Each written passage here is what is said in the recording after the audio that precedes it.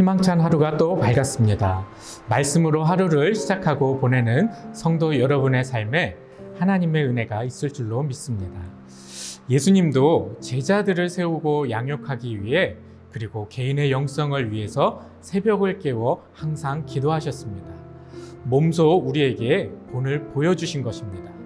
매일매일 치열한 사역 가운데에서도 가장 중요한 시간은 기도하는 시간이셨습니다. 예수님의 제자로 살아가는 우리도 예수님을 따라 기도로 뜨거운 영성의 사람들이 되기를 축복합니다. 그럼 오늘의 말씀을 보겠습니다. 오늘의 말씀은 주님의 궤 앞에 엎어진 다곤. 사무엘상 5장 1절에서 5절까지입니다. 블레셋 사람들은 하나님의 궤를 빼앗아서 에베네셀에서 다스돗으로 가져갔다. 블레셋 사람들은 하나님의 궤를 다곤 신전으로 가지고 들어가서 다곤 신상 곁에 세워놓았다. 그 다음 날 아스돗 사람들이 아침에 일찍 일어나서 보니 다곤이 주님의 궤 앞에 엎어져 땅바닥에 얼굴을 받고 있었다. 그들은 다곤을 들어서 세운 다음에 제자리에 다시 가져다 놓았다. 그 다음 날도 그들이 아침 일찍 일어나서 가보니 다곤이 또 주님 궤 앞에 엎어져 땅바닥에 얼굴을 받고 있었다. 다곤의 머리와 두 팔목이 부러져서 문지방 위에 나뒹굴었고 다곤은 몸통만 남아 있었다. 그래서 오늘날까지도 다곤의 제사장들과 다곤 신전에서 예배하는 사람들은 아스돗에 있는 다곤 신전에 들어갈 때에 문지방 위를 밟지 않고 넘어서 들어간다. 이스라엘 백성들은 블레셋과의 전투에 하나님의 궤를 가지고 나갔다가 전쟁에 패하고 궤를 빼앗기게 됩니다. 이것은 이스라엘에게 큰 절망이었습니다. 그러면 반대로 블레셋에게는 큰 승리가 되어야 하겠죠. 고대 근동에서 정복자들이 적국이 섬기던 우상을 빼앗아 자신들의 신전에 갖다 놓는 것은 흔한 관습이었습니다.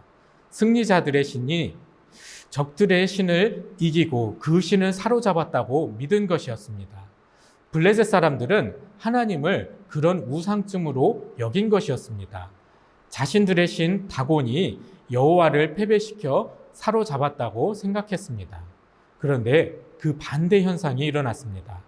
블레셋 사람들은 여호와의 궤를 빼앗아 와서 아스돗에 있는 다곤 신상 곁에 두었습니다. 그런데 그 다음 날 보니 다곤 신상이 엎어져 있는 것입니다. 그래서 신상을 다시 세워놓았지만 그 다음 날 또 다시 엎어져 있고 이제는 머리와 손목 부분이 부러져서 나뒹굴고 있었습니다. 당시의 전쟁에선 승자들은 전리품으로 패배자들의 머리와 두 손을 잘라 모았습니다. 그런데 여호와의 궤 앞에 다곤 신상은 엎드러져 있고 머리와 두 손목이 잘렸습니다. 하나님 앞에서 이 우상은 패배했다는 것입니다. 자신들의 완벽한 승리라 믿었던 것이 오히려 끔찍한 패배였던 것입니다. 이제 다곤은 아무런 영향력이 없는 우상임이 밝혀졌습니다. 그런데 블레셋 사람들은 그 사실을 받아들이지 않습니다. 다곤 신상이 엎어져 머리와 두 손목이 잘라졌을 때 그 잘라진 부분들이 굴러가 문지방 위에 놓이게 됐습니다. 그래서 이들에게 이상한 문화가 생겨버렸습니다. 다곤 신을 믿는 이들은 다곤 신전에 들어갈 때에 문지방을 밟지 않고 넘어 들어갔습니다. 여호와의 궤 앞에서 잘라진 머리가 문지방 위에 있었기 때문에 그곳을 신성히 여겨 밟을 수가 없었던 것입니다. 다곤 신은 아무 힘이 없는 우상임이 드러났는데도 이들의 잘못된 신념은 변하지 않습니다. 무언가 잘못됐다는 것도 깨달았을 것입니다. 그런데 하나님의 위대하심을 믿지 않습니다. 자신들의 잘못된 믿음을 돌이키지 않습니다. 이것이 바로 우상 숭배의 어리석음입니다. 우상이 거짓된 것임을 인정해버리면 지금까지 자신들의 신앙이 헛된 것이 되어버리기 때문입니다.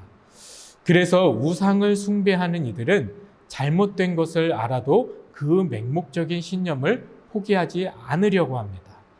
우상을 숭배하는 이들의 모습을 보면서 우리의 신앙도 한번 돌아봐야 합니다. 우리의 믿음은 분명한 대상이 있습니다. 그리고 그분은 살아계신 하나님이십니다. 다곤신과 같은 돌덩어리 가짜가 아니라는 겁니다. 우리가 믿는 하나님은 세상을 창조하시고 온 우주의 질서를 주관하시는 분이십니다. 세상을 말씀으로 창조하실 정도로 능력 있는 분이십니다. 그리고 우리가 그분을 믿을 때 하나님의 능력이 우리 삶 가운데에서도 드러나게 됩니다. 블레셋이 하나님의 임재의 상징인 법궤를 가져갔을 때도 하나님의 능력이 나타났습니다. 그리고 그 능력은 그들의 우상을 무너뜨렸습니다. 그런데 하나님을 믿는 이스라엘 백성들에게 왜 하나님의 능력이 나타나지 않았을까요? 하나님의 궤만 있으면 전쟁에 승리할 것이라 믿었습니다. 그런데 오히려 더 많은 전사자를 내고 제사장의 아들들까지 죽었습니다. 이스라엘 백성들의 실수는 하나님을 경배하는 마음 없이 눈에 보이는 궤만 의지했다는 것입니다. 믿음이 없이 능력만 나타나길 바라는 신앙은 올바른 신앙이라 할 수 없겠죠. 우상을 믿는 사람들도 그렇게 맹목적으로 믿습니다. 그리고 그들 스스로의 믿음을 포기하지 않습니다. 그런데 간혹 우리의 믿음은 내 뜻대로 이루어지지 않았다고 해서 포기해 버릴 때가 있습니다. 우리의 믿음은 우리의 소원을 이루기 위한 것이 아니라 하나님을 경외하기 위함입니다. 하나님께 예배하고 영광 돌리는 삶을 사는 것이 우리 삶의 우선순위입니다. 예수님께서 먼저 그의 나라와 그의 의를 구하라고 하신 후에 이 모든 것을 더해 주신다 약속하셨습니다. 그 모든 것은 바로 먹을 것, 마실 것, 입을 것, 우리 삶에 필요한 전반적인 것들입니다. 그런데 우리는 반대로 기도하죠.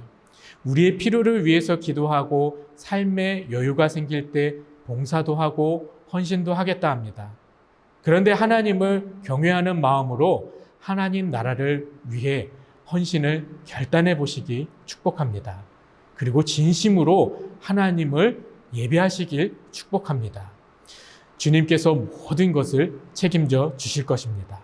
적어도 우상을 믿는 이들보다 우리의 믿음이 더 뜨거워야 하지 않을까요? 우리 하나님은 살아계시기 때문입니다. 오늘 이 하루 그렇게 우리의 믿음을 돌아보며 이 험난한 세상 승리하는 삶으로 주님께 영광 돌리는 소중한 날 되시길 주님의 이름으로 축복합니다. 기도하겠습니다. 사랑이 많으신 하나님 아버지, 오늘도 이 귀한 시간 가운데에 이 하루를 주님 앞에 올려드릴 수 있게 해주시니 감사드립니다. 하나님께서 우리의 삶을 지켜주셨고 함께 해주셨습니다. 우리가 믿는 하나님 살아계심을 우리가 믿음으로 고백하며 나아갑니다. 다곤신과 같은 헛된 우상이 아님을 고백하며 나아갑니다. 주님께서 함께 해주셔서 또한 우리의 삶 가운데에서 역사해 주신 것 또한 너무나도 감사드립니다.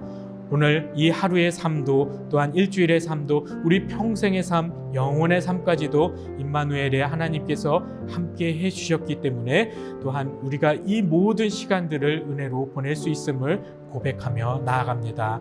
오늘 이 하루 가운데에 그렇게 하나님 앞에 더욱더 감사하며 살아갈 수 있게 주님 축복하여 주시옵시고, 살아계신 하나님께 더욱더 감사하며 하나님께 경외하는 영광의 하루 될 수 있게 주님 축복하여 주시옵소서. 하나님을 경외하는 그 삶이 변치 아니하게 하여 주시옵시고, 오직 주님과 동행하는 믿음의 인생 될 수 있게 주님 축복하여 주시옵소서. 이 모든 것 주님께 감사드리오며 예수님의 이름으로 기도합니다. 아멘.